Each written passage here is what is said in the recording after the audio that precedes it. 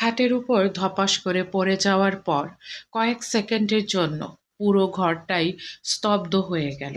বেলা বিস্ময়ে বড় বড় চোখ মেলে ছাদের দিকে তাকিয়ে রইল। আর তাকে পড়ে যাওয়ার থেকে বাঁচাতে গিয়ে সায়র ভারসাম্য হারিয়ে তার উপরই পড়েছে। হঠাৎ ঘটে যাওয়া ঘটনা দুজনেই কিছু মুহূর্ত হতভম্ব হয়ে গেল। সায়র পুনরায় দ্রুত মুখ তুলে উদ্বিগ্ন গলায় বলল, বেলা, ঠিক আছিস? কোথাও বেশি লেগেছে? বেলা মুখ কুঁচকে কষ্টের ভান করে তাকালো। তারপর রাগী গলায় বিড়বিড় করে বলল, আপনি উপর থেকে সরলে তো বুঝবো ঠিক আছে কি না। সায়র থমকে গেল। বেলা এবার আরো নাটকীয় মুখ করে বলল, সরুন তাড়াতাড়ি। চালের বস্তার মতো পড়ে আছেন। মনে হচ্ছে আমার শরীরটা একেবারে চ্যাপ্টা হয়ে গেছে। কথাটা শুনে সায়রের মুখে অপ্রস্তুত হাসি ফুটে উঠল। এই মেয়ে, আমি আবার চালের বস্তা হলাম কবে? এইমাত্র। এখন নামবেন নাকি আমি উদ্ধারকারী দল ডাকবো? সায়র সঙ্গে সঙ্গে নিজেকে সামলে দ্রুত পাশ ফিরে খাটের থেকে নেমে দাঁড়ালো। তারপর হাত বাড়িয়ে বলল, আয় ওঠ। বেলা তার হাতের দিকে তাকিয়ে নাক সিটকাল। না, নিজেই উঠবো। আবার টান দিয়ে ফেলে দেবেন। সে ধীরে ধীরে উঠে বসতেই কোমরে হাত দিয়ে মুখ বাঁকালো। উফ, সত্যি ব্যথা পেয়েছি। সায়র ভ্রু কুঁচকে বলল, দেখি কোথায় লেগেছে। বেলা সঙ্গে সঙ্গে দুই হাত তুলে তাকে থামিয়ে দিল। দেখতে হবে না, আপনি দূরে থাকলেই আমি ভালো হয়ে যাব। এতক্ষণ তো দৌড়ে বেড়াচ্ছিলি। দৌড়েছি ঠিকই, কিন্তু পেছনে যে হিটলার মশাই দৌড়াচ্ছিল সেটা তো ভাবিনি। সায়র হেসে ফেলল। হিটলার? বাসায় এসেও ক্লাস, প্রশ্ন, পরীক্ষা, শাস্তি। আপনি একটা সাইক্লোন। সায়র বুকের সামনে হাত গুটিয়ে দাঁড়ালো। তাহলে সাইক্লোন থেকে বাঁচতে পড়া মুখস্থ করলেই তো হতো। বেলা ঠোঁট ফলিয়ে বলল, আপনি না একদম নির্দয় মানুষ। একটু আদর করে পড়াতে পারেন না? সায়র বাঁকা হেসে বলে, আদর করে পড়াতে পারি। আয় চল পড়াই। বেলা দ্রুত বলে, আপনি একটা দুষ্ট লোক। আমার প্রয়োজন নেই আপনার কাছে পড়ার। দুজনেই হেসে উঠল। তারপর মৃদু কিন্তু অর্থপূর্ণ হাসি দিয়ে বলল, আজকে তোর ভাগ্য ভালো, পড়ে গিয়ে যা অবস্থা করেছিস, তাই শাস্তিটা আজ দিচ্ছি না। বেলা স্বস্তির নিঃশ্বাস ফেলে বলল, আলহামদুলিল্লাহ, তাহলে আমি বেঁচে গেলাম। সায়র সঙ্গে সঙ্গে মাথা নেড়ে বলল, এত খুশি হবি না, শাস্তি কিন্তু বাকি রাখলাম। বেলার হাসিটা মুহূর্তেই মিলিয়ে গেল। মানে খুব সহজ, সুযোগ মতো শোধ আসলে শাস্তি আদায় করব। ছাড় কিন্তু একদমই পাবি না। বেলা চোখ গোল করে তাকিয়ে রইল। তারপর আস্তে করে শুকনো ঢোক গিলে মনে মনে বলল, ইস, এই হিটলার বেটা ওকে একটুও শান্তিতে থাকতে দিবে না। রাত তখন প্রায় 11:30। খানবাড়ির প্রতিটি ঘরে ধীরে ধীরে নীরবতায় ডুবে গেছে। নিচতলার ড্রয়িং রুমের বড় ঘড়িটা টিকটিক শব্দ সময় গুনছে। আর বাহিরে দূরে ঝিঝি পোকার ডাক মিলেমিশে চারপাশে এক অদ্ভুত শান্ত পরিবেশ তৈরি করেছে। সারাদিনের ঘটনাগুলো মনে পড়তে বেলার বুকের ভেতরে আবারও কেমন ধুকপুক করে উঠল। সায়রের কথাটা বারবার মাথার ভেতরে ঘুরছিল। শাস্তি সত্যিই দেবে নাকি শুধু ভয় দেখিয়েছে, সেটা বুঝতে না পেরে বেলা সিদ্ধান্ত নিল একটু দেরি করেই যাবে। হয়তো ততক্ষণে সায়র ঘুমিয়ে পড়বে আর আজকের মতো রক্ষা পাওয়া যাবে। নিজের ঘরের দরজাটা আস্তে করে খুলে বেলা চারপাশে একবার তাকালো। ওড়নার আঁচলটা ভালো করে জড়িয়ে নিয়ে সে গেল সায়রের রুমের দিকে। ঠিক সেই সময় নিচতলার ড্রয়িং রুমে মমতাজ বেগম পানি পান করতে এসেছিলেন। কিচেনের দিকে যেতেই গিয়েই তার চোখ পড়ল করিডোরের দিকে। আধো আলোয় তিনি স্পষ্ট দেখতে পেলেন বেলা নিঃশব্দে চারপাশে দেখে দেখে সায়রের ঘরের দিকে এগিয়ে যাচ্ছে। মমতাজ বেগম থমকে দাঁড়ালেন। তার চোখে মুখ মুহূর্তেই কঠিন হয়ে উঠল। ঠোঁট বাঁকিয়ে খুব নিচু স্বরে বিরক্তি নিয়ে বিড়বিড় করে বললেন, লজ্জা শরম বলতে কিছুই নেই মেয়েটার। রাত দুপুরে আমার ছেলের ঘরে চুপিসারে যাচ্ছে। যেমন ভাজা মাছ উল্টে খেতে জানে না। আল্লাহই জানে আর কত নাটক বাকি আছে। আরও কয়েক মুহূর্ত তিনি সেখানে দাঁড়িয়ে রইলেন। রাগে মুখ শক্ত হয়ে গেলেও কোনো শব্দ করলেন না। শুধু তীক্ষ্ণ দৃষ্টিতে বেলার পেছনের দিকে তাকিয়ে থেকে ধীরে ধীরে কিচেনের দিকে চলে গেলেন। এদিকে বেলা কিছুই টের পেল না। সে আস্তে করে সায়রের দরজার হাতে রাখতেই দরজাটা কিঞ্চিৎ ফাঁকা হয়ে গেল। মনে হলো আগে থেকেই বন্ধ করা ছিল না।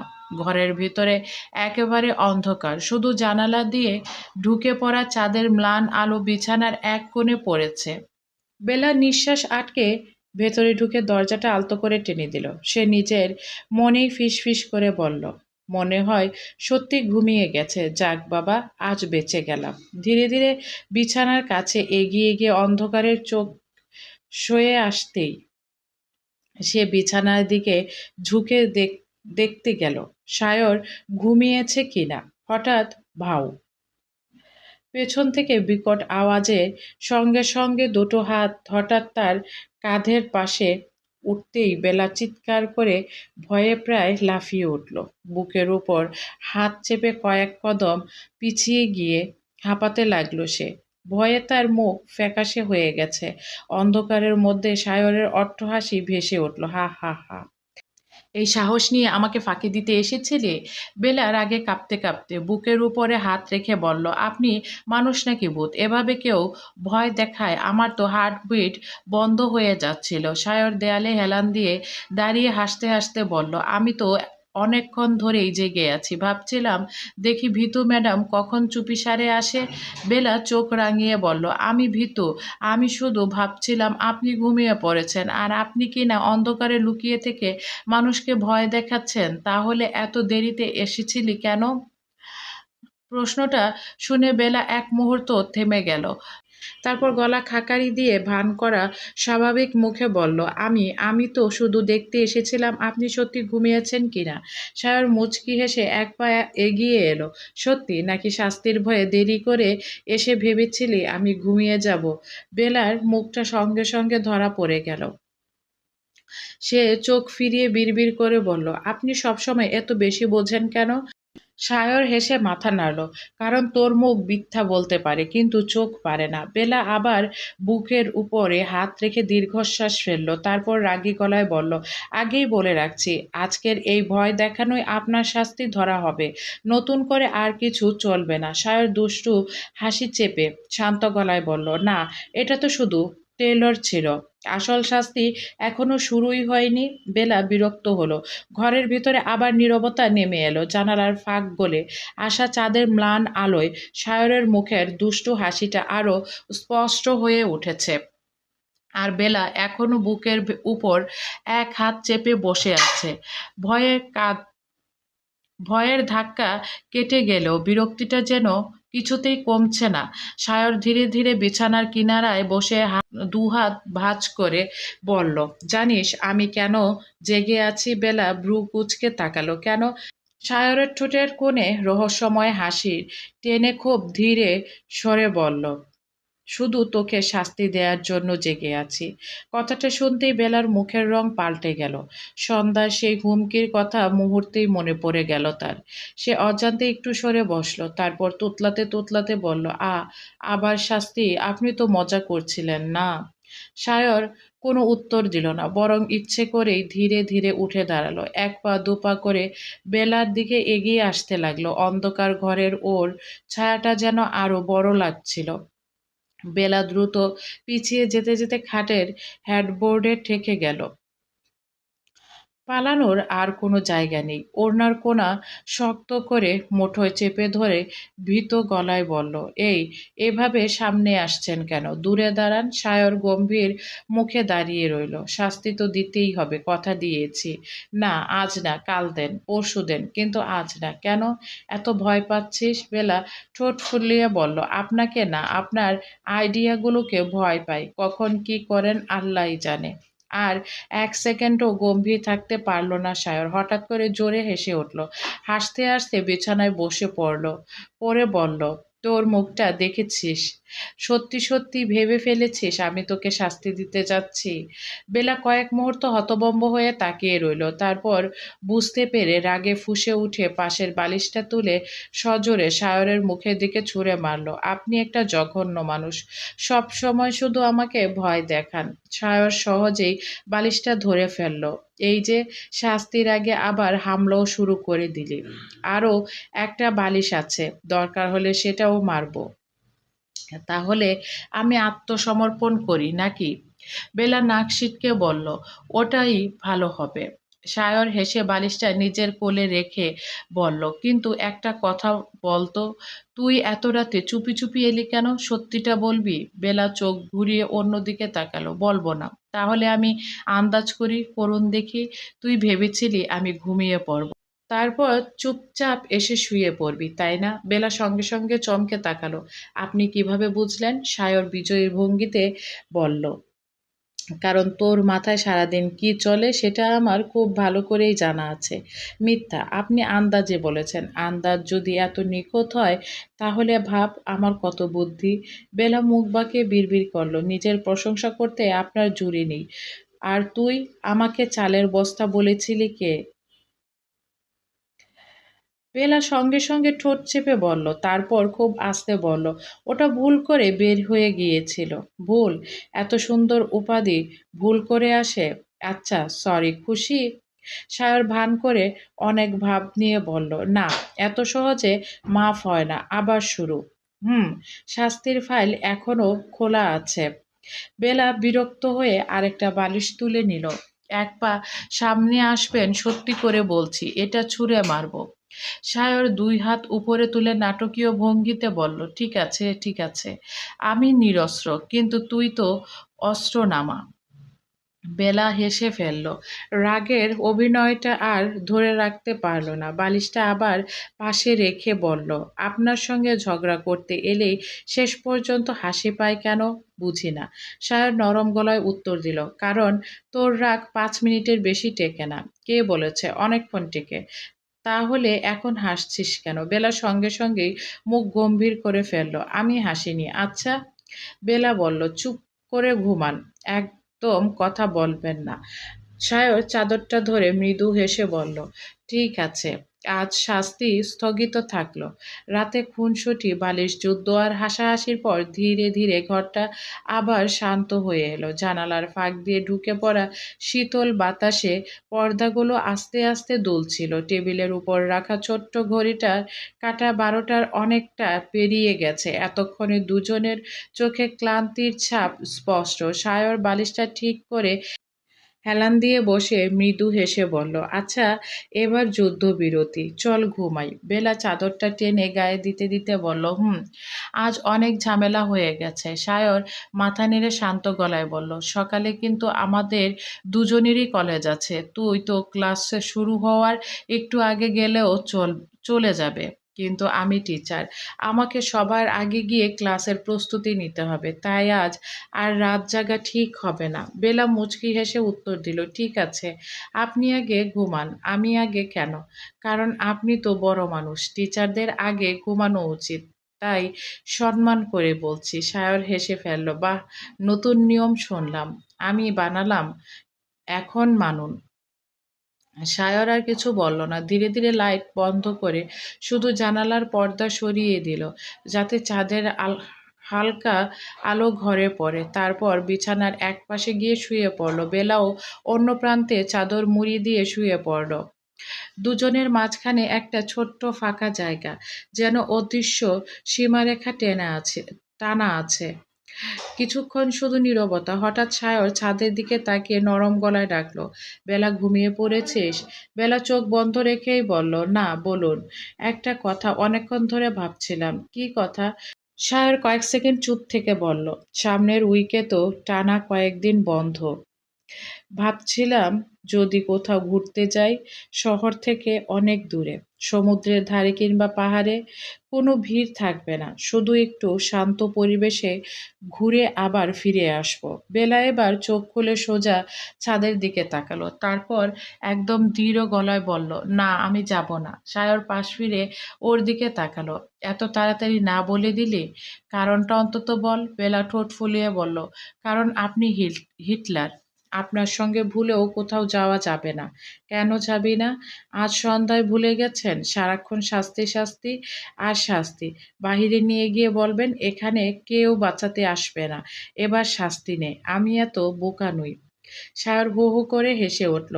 তোর কল্পনা শক্তি দেখে আমি সত্যিই অবাক হই। আমি তো ঘুরতে যাওয়ার কথা বললাম আর তুই পুরো সিনেমা বানিয়ে ফেললি। বেলা গম্ভীর মুখে বলল, আমি আগে থেকেই সাবধান থাকি, পরে কান্নাকাটি করার চেয়ে আগে বলাই ভালো। সায়র দুষ্টু ভঙ্গিতে বলল, দূর বোকা, তুই একটা এক নাম্বারের গাধি। হ্যাঁ গাধি, ভালো আছি। ঠিক আছে থাক, তোর যাওয়া লাগবে না, আমি অন্য কাউকে নিয়ে চলে যাব। পাহাড় দেখব, সমুদ্র দেখব, ভালো ভালো খাবার খাবো। বেলা সঙ্গে সঙ্গে বলল, যান, কে আটকাচ্ছে? একটু খারাপ লাগবে না তোর? একদম না।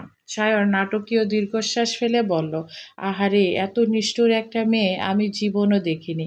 স্বামী অন্য কাউকে নিয়ে ঘুরতে যাবে, তুই বসে বসে মুড়ি খা, ইডিয়েট। বেলা হেসে ফেলল, দ্রুত মুখ গম্ভীর করে নিল। মনে মনে ঘুরপাক খাচ্ছে, শায়র কি আবার রূপসা সাতসন্নিকে নিয়ে যাবে নাকি? তবু নিজের ইগো ধরে রাখতে বলল, নাটক বন্ধ করে ঘুমান। কাল আবার কলেজে গিয়ে শিক্ষার্থীদের বকা দিতে হবে না? আর তোকে? আমাকে কেন? কারণ তুই নিশ্চয়ই আবার হোমওয়ার্ক করিসনি। করেছি, দেখা যাবে। তারপর দুজনেই আর কথা বাড়ালো না। সায়র ডান দিকে মুখ ফিরিয়ে শুয়ে পড়ল। বেলা বাঁদিকে মুখ ঘুরিয়ে জানালার দিকে তাকিয়ে রইল। বাইরের আকাশে গোল চাঁদটা মেঘের আড়ালে লুকোচুরি খেলছে। বেলার মন ঘুরছে সায়র ঘুরতে যাওয়ার প্রস্তাব। মুখে যতই যাব না বলুক, কোথাও যেন ক্ষীণ কৌতূহল জন্ম নিয়েছে। অন্যদিকে সায়রও চোখ বন্ধ করে মৃদু হেসে ভাবল, আজ না বলছিস, কাল আবার অন্য কথা বলবি, আমি জানি। নীরব রাত তাদের অগোচরেই আরো গভীর হয়ে উঠল। ধীরে ধীরে দুজনের চিন্তা এলোমেলো হয়ে ঘুমের কাছে হার মানল। আর একই ঘরে দুজন দুদিকে মুখ ফিরিয়ে নিশ্চিন্তে ঘুমিয়ে পড়ল। পরের দিন সকালটা যেন অন্য দিনের তুলনায় একটু বেশি ব্যস্ত ছিল। ভোরের আলো পুরোপুরি ছড়িয়ে পড়ার আগেই খানবাড়ির চারিপাশ দিনের ব্যস্ততা শুরু হয়ে গেছে। কলেজে যাওয়ার তাড়া থাকায় বেলা তাড়াতাড়ি তৈরি হয়ে নিল।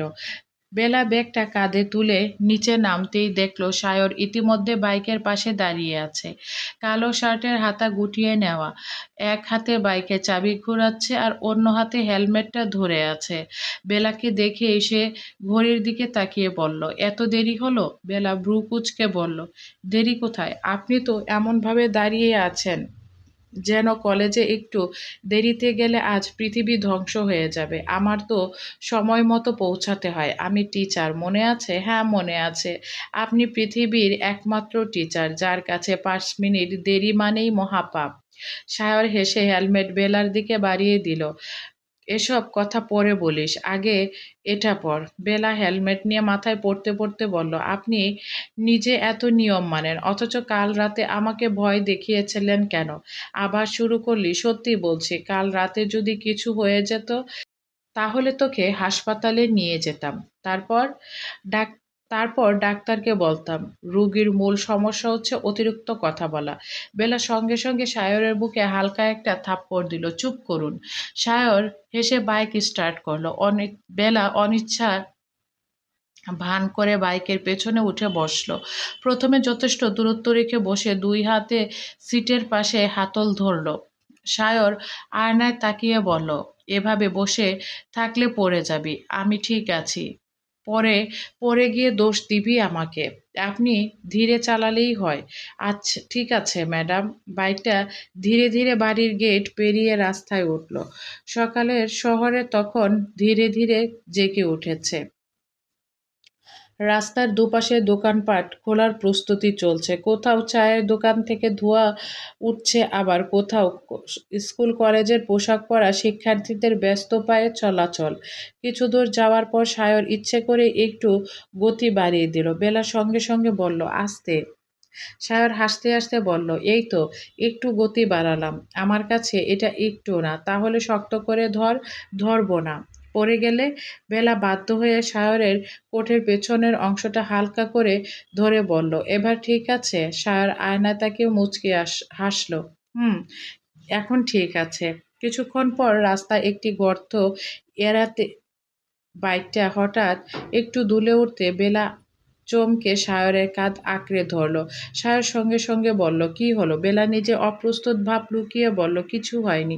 কিছু হয়নি, এইমাত্র তো আমাকে এমনভাবে ধরলি যে। চুপ করুন, গর্তটা হঠাৎ সামনে এসেছে।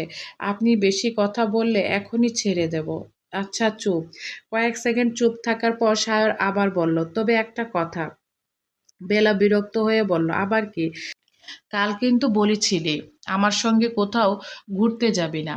এখনো যাব না। এত নিশ্চিত? 100 ভাগ। ঠিক আছে, মনে রাখলাম। বেলা বুঝতে পারল না সায়রের কণ্ঠ কেন যেন অদ্ভুত একটা হাসি লুকিয়ে আছে। অবশেষে কিছুক্ষণ পর তারা কলেজের গেটের সামনে এসে পৌঁছালো। সায়রের বাইকটা নির্দিষ্ট জায়গায় রেখে নামলো। বেলাও নেমে ব্যাগটা ঠিক করে নিল। দুজনে পাশাপাশি কলেজ ভবনের দিকে হাঁটতে শুরু করলো। কলেজের করিডোরে ঢুকতেই পরিচিত কোলাহল কানে এলো। শিক্ষার্থীরা কেউ ক্লাসে যাচ্ছে, কেউ বন্ধুদের সঙ্গে দাঁড়িয়ে গল্প করছে। সায়র বেলার দিকে তাকিয়ে বলল, তুই ক্লাসে যা, আমি অফিস রুমে যাচ্ছি। বেলা মাথা নেড়ে বলল, আচ্ছা। কিন্তু সিঁড়ির কাছে পৌঁছাতেই সামনে এমন একজন এসে দাঁড়ালো যাকে দেখে বেলার মুখের হাসি মুহূর্তে মিলিয়ে গেল। তানিয়া। তানিয়াও বেলাকে দেখেই থেমে গেল। দুজনে চোখাচোখি হতেই চারপাশের পরিবেশ যেন কয়েক মুহূর্তের জন্য ভারী হয়ে উঠল। তাদের সম্পর্ক এমনিতেই সাপে নেউলের। একজন আরেকজনকে দেখলেই পুরনো ঝামেলাগুলো মনে পড়ে যায়। বেলা কোনো কথা না বলে পাশ কাটিয়ে চলে যেতে চাইলে তখন তানিয়া ইচ্ছে করে এক পা এগিয়ে এসে তার পথ আটকে দিল। কি হলো? আমাকে দেখে এত তাড়াহুড়ো করে পালাচ্ছিস কেন? লজ্জা পাচ্ছিস নাকি? বেলা বিরক্তি চোখে তাকালো। রাস্তা ছাড় তানিয়া। তানিয়া ঠোঁট বাঁকিয়ে হেসে বলল, ওহ, এখন তো অনেক ভাব। বিয়ে হয়ে গেছে বলে বুঝি? বেলার মুখ শক্ত হয়ে গেল। তানিয়া আরো কাছে এসে নিচু গলায় বলল, কলেজে সবাইকে সামনে নিয়ে এত নাটক করার পর শেষ পর্যন্ত সত্যি সায়র স্যারের সঙ্গে বিয়ে করে ফেললি? বাহ বেলা, গল্পটা তো বেশ জমেছে। বেলার চোয়াল শক্ত করে ফেলল। তানিয়া, পুরনো কথা টেনে আমাকে বিরক্ত করিস না। তানিয়া হেসে উঠল। পুরনো কথা? আরে আমি তো শুধু জানতে চাইছি, কলেজে যে স্যারকে নিয়ে এত কাণ্ড করলি, শেষ পর্যন্ত সেই স্যারকেই বিয়ে করে এখন প্রতিদিন বাইকে করে কলেজে আসিস। ব্যাপারটা কেমন লাগে? বেলা আর কিছু বলল না, শুধু তীক্ষ্ণ চোখে তাকিয়ে রইল। তানিয়া থামল না, বরং সুযোগ পেয়ে একের পর এক খোঁচা দিতে লাগলো। কি হলো? এখন আর মুখে কথা নেই? সেই দিন তো বেশ সাহস ছিল, সবাইকে সামনে রেখে তর্ক ঝগড়া। এখন কথা নেই? বেলার হাতের মুঠোটা শক্ত হয়ে গেল। সে বুঝতে পারছিল তানিয়ার উদ্দেশ্য পুরনো ঘটনা মনে করিয়ে দেয়া নয়। সে ইচ্ছে করে বেলাকে অপমান করার চেষ্টা করছে। বেলা ধীরে কঠিন গলায় বলল, তুই যা বলার বলেছিস, এবার আমার রাস্তা ছাড়। তানিয়া মুচকি হেসে বলল, কেন? স্যারকে ডেকে আনবি নাকি এখন স্বামীকে দিয়ে আমার সঙ্গে ঝামেলা করাবি? বেলা আর এক মুহূর্তও দাঁড়ালো না। তানিয়াকে পাশ কাটিয়ে সামনে এগিয়ে যেতে লাগলো, কিন্তু পেছন থেকে তানিয়া কটাক্ষ ভরা হাসিটা তার কানে বাজতেই থাকলো।